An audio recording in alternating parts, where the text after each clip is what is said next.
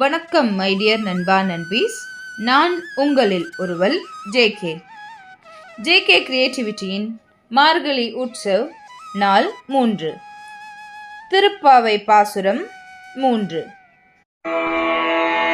ஓங்கி உலகளந்த உத்தமன் பேர் பாடி நாங்கள் நம் பாவைக்கு சாற்று நீராடினால் தீங்கின்றி நாடெல்லாம் திங்கள் மும்மாறி பெய்து தீங்கின்றி நாடெல்லாம் திங்கள் மும்மாறி பெய்து ஓங்க பெருஞ்சென்னல் ஊடு கயலுகல பொங்குவலை போதில் பொறிவண்டு கண் படுப்ப தேங்காதே புக்கிருந்து சீத்த முலை பற்றி வாங்க கூடம் நிறைக்கும்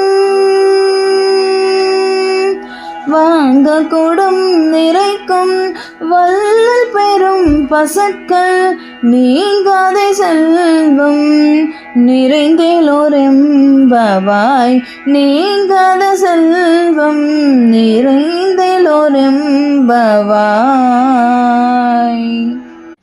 இந்த 3ஆம் நாள் பாசுரத்துல ஆண்டாள் என்ன சொல்லியிருக்காங்க அப்படின்னா, தனது தோழியர்களை எல்லாம் அழைக்கிறாங்க.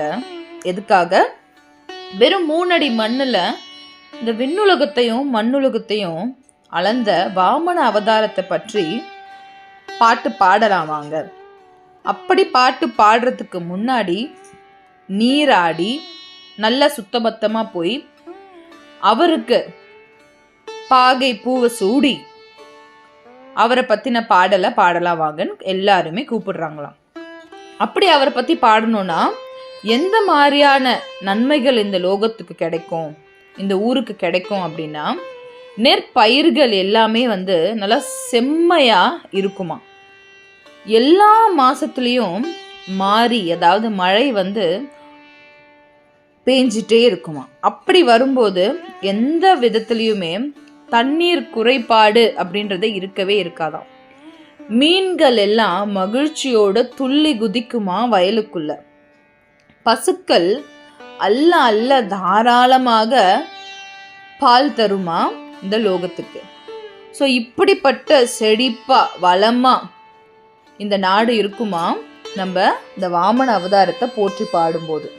அது மட்டும் இல்லாம இந்த பாட்டுல ஆண்டாள் பக்தியோட சாராம்சமா மட்டும் இல்லாம தேசப்பற்றையும் சேர்த்து அவங்க வெளிப்படுத்தி இருக்காங்க. இன்னைக்கு இந்த 3ஆம் நாள் பாசுரத்தை பத்தி தெரிஞ்சுக்கிட்டோம். நாளைக்கு ஜே.கே. கிரியேட்டிவிட்டியில 4ஆம் நாள் பாசுரத்தை பத்தி தெரிஞ்சுக்கலாம். ஓம் நமோ நாராயணாய நமக. ஆண்டாள் திருவடிகளே சரணம் சரணம்.